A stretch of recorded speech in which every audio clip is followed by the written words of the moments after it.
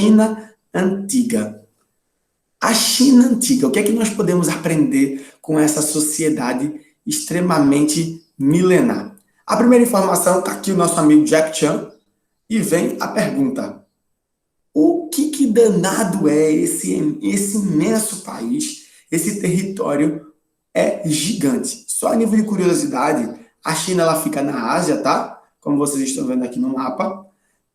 Ela é maior que o Brasil e tem pelo menos 7.000 anos de história. Ou seja, se o Brasil fez esse ano 520 anos, imagina a China, com praticamente 7.000 anos de história. Então, é muito tempo.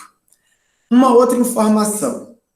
A China, por ser muito grande, ela vai se organizar em climas diferentes. O território chinês, ele vai ter paisagens diferentes, como desertos, como montanhas, até neve a gente vai ter na China, além das planícies férteis que fica na região dos litorais. Ou seja, é um território muito, muito, muito, muito grande mesmo. Só para vocês terem noção, o Brasil tem 8 milhões e meio de quilômetros quadrados, a China passa dos 9 milhões de quilômetros quadrados. E mais, hein? Hoje a população da China é pelo menos 5 vezes maior que a população do Brasil. Os chineses têm mais de 1 bilhão de habitantes. Então, assim, é um território praticamente de um tamanho de um continente, certo? Os chineses, como a gente viu, são um povo muito antigo, certo? A gente nem pensava em existir enquanto Brasil e os chineses já estavam lá dominando toda a Ásia. Eles vão ter algumas origens relacionadas à natureza. Ou seja, os chineses eles observavam, certo? A natureza e eles vão então começar a descobrir algumas coisas que tinham relações opostas, como por exemplo, dia, noite, homem, mulher, frio, calor. E aí, dentro dessas questões, eles vão utilizar os elementos básicos da natureza para tentar explicar essas diferenças, como fogo, como ar, como a água e como a terra, certo? Só que vai ter um vovozinho. Esse senhorzinho aqui, ó, de barbas brancas, certo? Ele vai atender pelo nome de Lao Tse, certo? Esse rapazinho aqui, ó. Então, anota aí no seu caderno a informação. Por quê? Porque Lao Tse, ele vai criar uma forma de pensamento, uma teoria chamada taoísmo. Ô, professor, o que seria essa teoria aí chamada taoísmo? Anota isso aí no teu caderno. Essa teoria, ela teria que ver com equilíbrio. Ou seja, tá aqui, ó, marcadinho para vocês de vermelho. O taoísmo teria a ideia do equilíbrio. E esse equilíbrio, ele seria feito por duas forças que vocês já devem ter ouvido falar, pelo menos em filmes, em desenhos, que é o Yin e o Yang, certo? Esse é o princípio da filosofia de Lao Tse. Então, anota aí essa informação, certo? O taoísmo vai ser essa teoria criada por Lao Tse e ele vai registrar todos os seus ensinamentos e seus conhecimentos num escrito chamado Tao Te Ching, certo? Que vai ser escrito há pelo menos uns 2.300 anos atrás, no século terceiro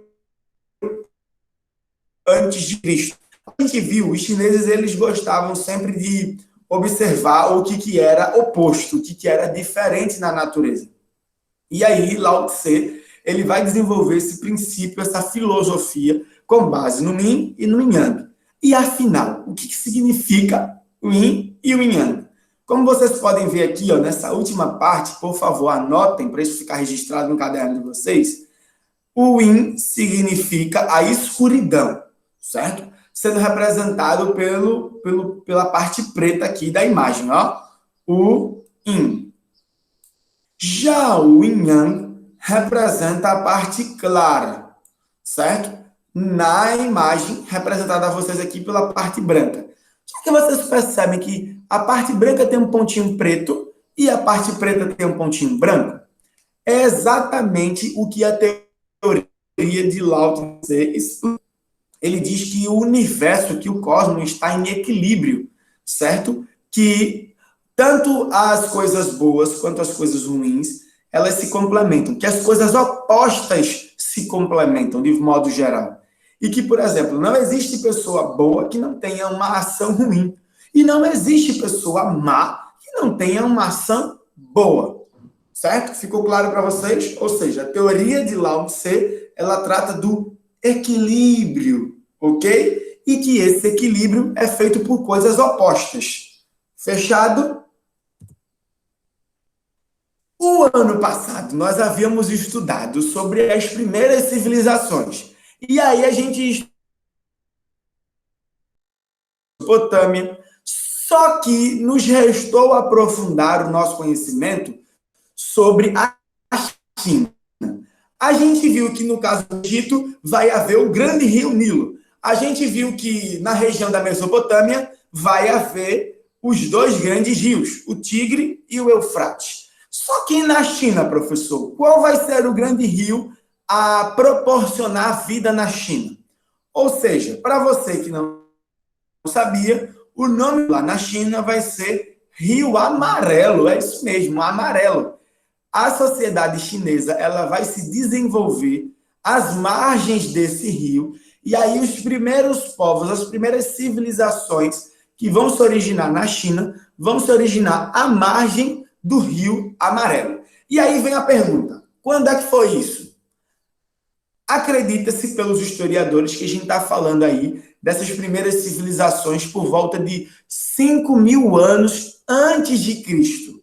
Ou seja, essa população é muito velha, pessoal. Tem pelo menos aí uns 7.000 anos de existência, certo? Então, quando você pensar na China, você vai pensar em uma cultura, em uma sociedade milenar. Tá aqui, ó, para vocês no mapa, o Rio Amarelo, que ele fica na região norte da China, e ele vai até mais ou menos a região central da China. É nesta região aqui que o que você conhece por chinês, por China, vai passar a existir. Agora eu vou pegar minha super lupa para mostrar a vocês uma curiosidade. Está aqui, ó, o Rio Amarelo. Aí você se pergunta, professor, o rio era amarelo mesmo? Era, de fato, o rio era. O leito do rio guardava sedimentos argilosos, ou seja, a argila que você já ouviu falar, o barro, que é amarelinho, meio alaranjado, ele vai dar essa aparência amarelada ao rio. Ou seja, o rio ele não vai receber o nome de Rio Amarelo em vão, certo? Acabamos aqui de conhecer o Rio Amarelo, certo? Que é o rio que vai dar origem à China. Só que agora a gente vai falar como é que a China se organizou. Porque uma dinastia, uma sociedade tão antiga, ela vai ter que ter uma forma de organização diferente. E aí a gente vai aprender sobre um modelo de organização, certo? E esse modelo ele precisa estar aí no seu caderno, que são as dinastias. Ô professor, o que danada é dinastia? A dinastia é um poder familiar, é um poder onde a família ela governa uma região. Aí você pode se perguntar, isso não é coisa aí que os meninos dizem de pai para filho, hereditário? É um poder hereditário? Veja só, a dinastia ela tem o poder hereditário, mas ela não é somente um poder hereditário, ela vai além. Ou seja, não é só passar poder de pai para filho. Dinastia é a família toda. Ou seja, é aquela família que governa uma região. Então, por exemplo, suponhamos que a sua família tenha por sobrenome Ferreira. Significa dizer que o nome da sua dinastia seria Dinastia Ferreira. E não seria somente o pai e o filho, mas seria toda a família. Então, por exemplo, eles não se casavam com pessoas de outras famílias, certo? Eles geralmente se casavam com pessoas da própria família para manter o poder aqui, ó, dentro da mesma família. Minha família é a dinastia Ferreira e aqui a gente vai governar por gerações e gerações. Uma das primeiras dinastias a aparecer na China vai ser a dinastia Shang. Então, anota aí no seu caderno e se liga na pronúncia. Dinastia Shang. Essa dinastia, certo? Como a gente viu, vai ser uma família que vai tomar o poder na região nordeste da China, certo? Professor, quando é que foi isso? Há mais ou menos uns 1.500 anos antes de Cristo, ou seja, no total, aí uns 3.500 anos atrás, a dinastia Shang, ela vai, certo, reunir forças e vai, então, dominar a região nordeste da China. Professor, durante quantos anos essa dinastia, essa família, esteve no governo da China? Muito tempo, hein, gente? Aproximadamente aí 500 anos. Agora você imagine uma família ficar 500 anos no poder, de geração em geração, passando ali do avô para o filho e o neto e o bisneto e o tataraneto, ou seja, toda uma família no poder da China por praticamente 500 anos. Só que essa dinastia ela não vai durar para sempre, ela durou muito, mas ela vai ter o seu fim. Então, é simples, como é que uma dinastia perdia o poder e outra dinastia assumia o poder? A dinastia que estava no poder tinha que se cuidar para se manter no poder. E uma família que queria assumir o poder e colocar lá sua dinastia na história, ela teria que praticamente fazer uma guerra. E aí, a dinastia Zhou, ela vai aparecer. Vai haver uma disputa, certo? Vai haver uma batalha. A dinastia Zhou, então, vai tomar o poder da dinastia Shang. Então, vamos lá. A dinastia Shang surge, passa praticamente 500 anos no poder da China, e aí vai surgir a dinastia Zhou. A dinastia Zhou tem um conflito com a dinastia Shang, certo? E aí vai assumir o poder, certo? A dinastia Zhou, ela vai acabar dizimando grande parte aí da dinastia Shang. Essa era uma forma simples de você tomar o poder de uma dinastia, matando os familiares da dinastia que estivesse no poder, ok? Mas isso não vai durar para todo sempre. A gente vai ter aí por volta do ano 1000 a dinastia, deixa eu só voltar aqui para vocês verem, hein?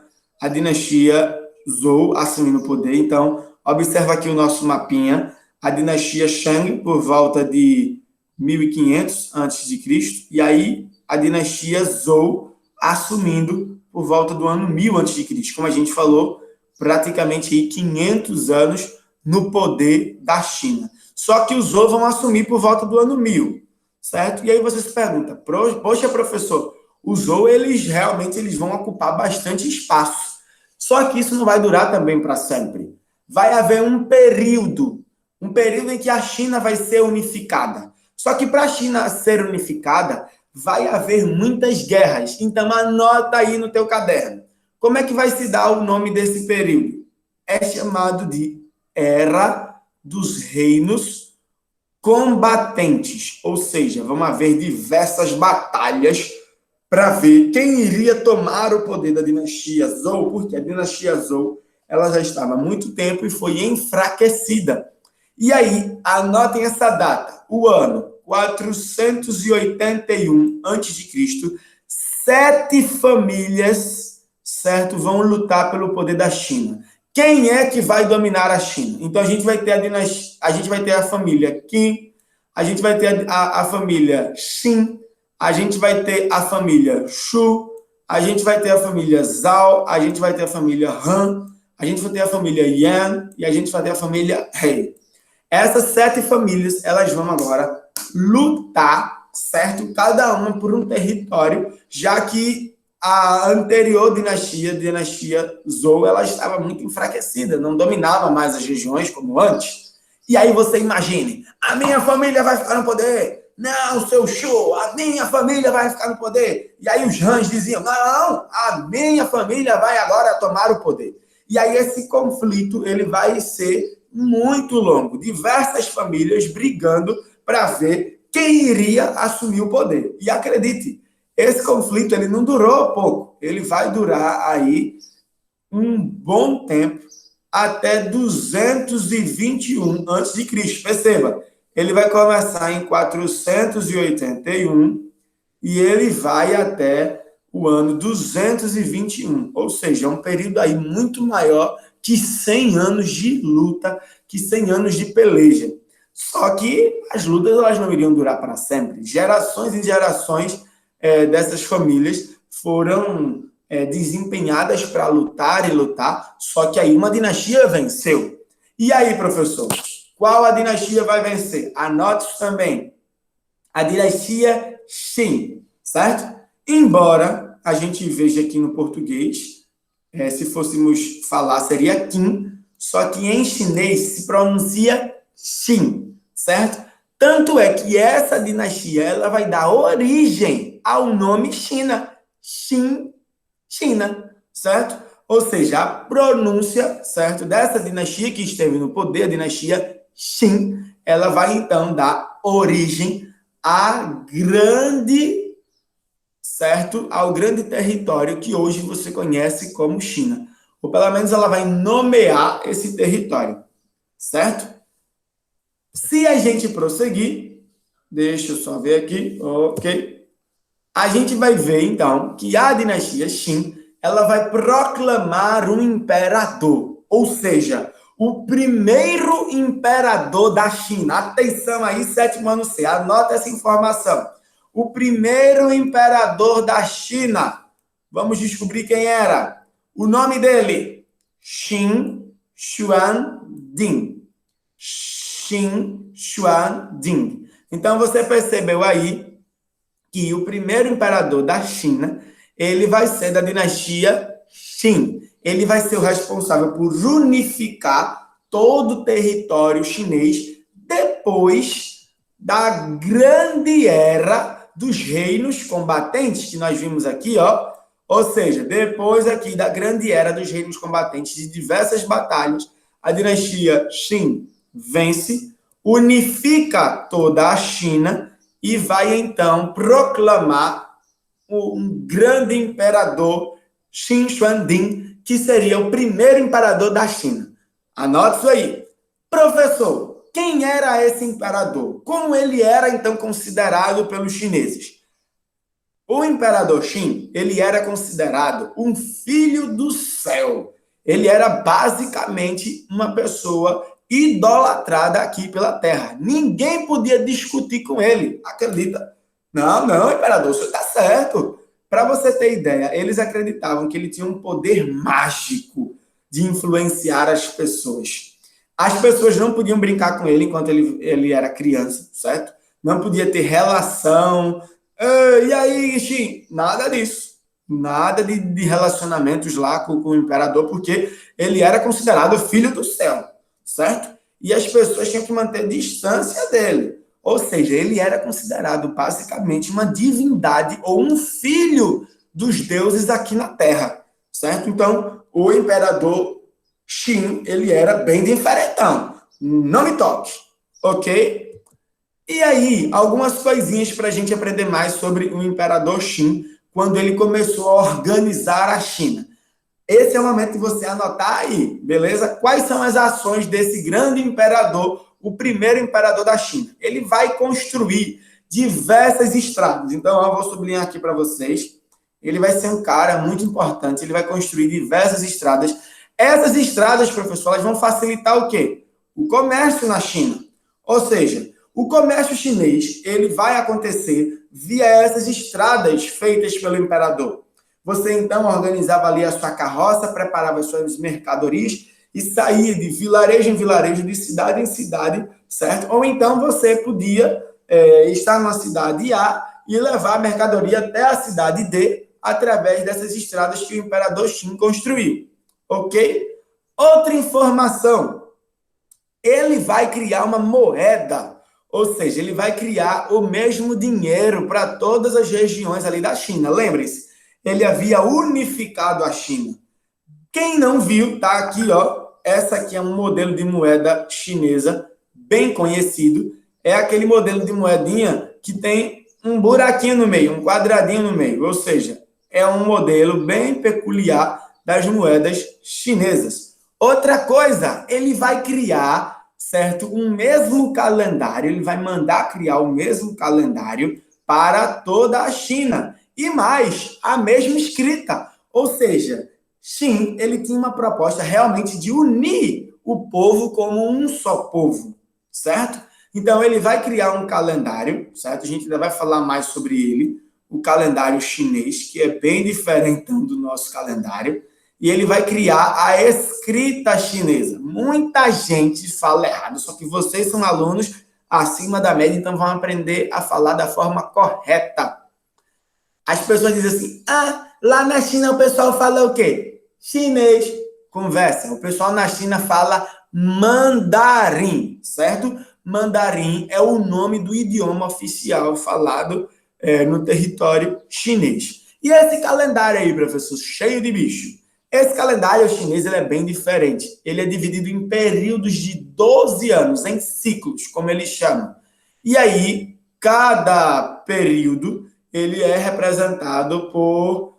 cada ano, perdão, ele é representado por um animal, certo? Como cobra, dragão, coelho, tigre, boi, rato, porco, cão, galo, macaco, cabra, certo? Ou seja, esses animais, eles representam o que a gente chama de zodíaco chinês. Você já deve ter visto isso, né? Por exemplo, tem um desenho bem legal chamado Jack Chan, As Aventuras de Jack Chan, que apresenta para a gente o zodíaco chinês. Ou seja, aqui a gente divide por anos, não é isso? O ano de 2020, ano que vem 2021. Lá não, eles dividem por ciclos. E esses ciclos, eles têm períodos de 12 anos, certo? Então, a cada 12 anos, existe uma renovação no calendário. Beleza quanto ao calendário, certo? Só que aí, o imperador, mandando do jeito que era, ele vai criar também um sistema de leis. Então, anota aí. O imperador, ele vai criar um sistema de leis, certo? E essas leis, pessoal, elas eram muito severas, eram leis muito ruins para a população, certo? O pessoal, ele não gostava de jeito e maneira das leis que o imperador Qin, ele criou para organizar e para conter a população. E aí vai haver uma revolta. O pessoal se revoltou. Por que o pessoal se revoltou? Porque o pessoal não aceitava essas leis tiranas de Qin, certo? Então tá aqui, ó, o ano de 460, Qin ele vai criar, 460 sábios, eles vão se unir, certo? Para se oporem ao imperador. Eles foram lá, vocês estão vendo aqui na imagem abaixo, eles vão dizer assim, imperador, seguinte, essas leis aí não estão acontecendo da forma correta, hein? A gente tem que mudar isso, porque esses sábios, eles eram muito respeitados na China. Um sábio, ele geralmente era alguém de idade, certo? E tinha uma influência muito grande na sociedade. Para vocês terem ideia, os mais jovens, eles tinham que ouvir os sábios chineses, certo? Então, para a gente fechar aqui, recapitulando, a China, certo? É um país extremamente grande, muito, muito grande mesmo. Ele vai ser organizado, certo? Às margens do Rio Amarelo, ok? Há mais ou menos uns 5.000 anos atrás, certo? Os primeiros povos vão se originar, vão dar origem a uma família chamada Shang. Essa família vai gerar a primeira dinastia por volta aí de 1500, uma das primeiras dinastias por volta aí de 1500 a.C., a dinastia Shang, que vai se organizar na região ali do Rio Amarelo, como a gente viu, certo? Lembrando a vocês que dinastia é um poder familiar onde a família ela vai estar no governo de uma região. A dinastia Shang ela vai durar muito tempo, coisa de uns 500 anos, até ser derrotada pela dinastia Zhou. Só que a dinastia Zhou ela também vai ficar enfraquecida e vai dar origem ao período da Era dos Reinos Combatentes, certo? Aproximadamente 7 famílias vão lutar entre si e a vencedora vai ser a família Qin, que vai dar origem à dinastia Qin. Essa dinastia vai então proclamar o primeiro imperador da China, o homem que vai unificar a China, Qin Huangdi, certo? Ele era considerado filho do céu, filho dos deuses, e era quase no toque. A gente viu também que ele vai criar algumas coisas, como a moeda chinesa. Ele vai criar também a escrita chinesa, que a gente aprendeu aqui, que é mandarim, certo? A gente também viu que ele vai ser responsável por unificar o calendário na China, ou seja, todo mundo vai usar o mesmo calendário, certo? Que é o famoso calendário do zodíaco chinês. E ele vai criar diversas estradas. Probleminha aqui, as suas leis. Pense que essas leis vão gerar problemas. Ele vai ser considerado um tirano, tá ok? E aí diversos sábios vão fazer uma revolta para tentar parar o imperador Qin Huangdi. Ok, pessoal? Na próxima aula a gente vai ver o que é que acontece quando a revolta dos sábios ela explode na China. Ou seja, o que é que o imperador Qin vai fazer com esses sábios? Não percam, então, a próxima aula de história. Beleza? Uma informação para você. Na próxima aula nossa, a gente vai dar continuidade, como eu já disse, e aí eu preciso que vocês me ajudem na seguinte questão. O nosso livro, certo? Capítulos 3 e 4 vão falar sobre a China. Então, queridos alunos, já deem uma lida já nas primeiras páginas ali do capítulo 3, que vai falar sobre esse período imperial, ou seja, o período em que a China vai se organizar no modelo de império. Beleza, pessoal? A gente se vê na próxima aula da semana que vem. Tchau, tchau para vocês. Ótimo.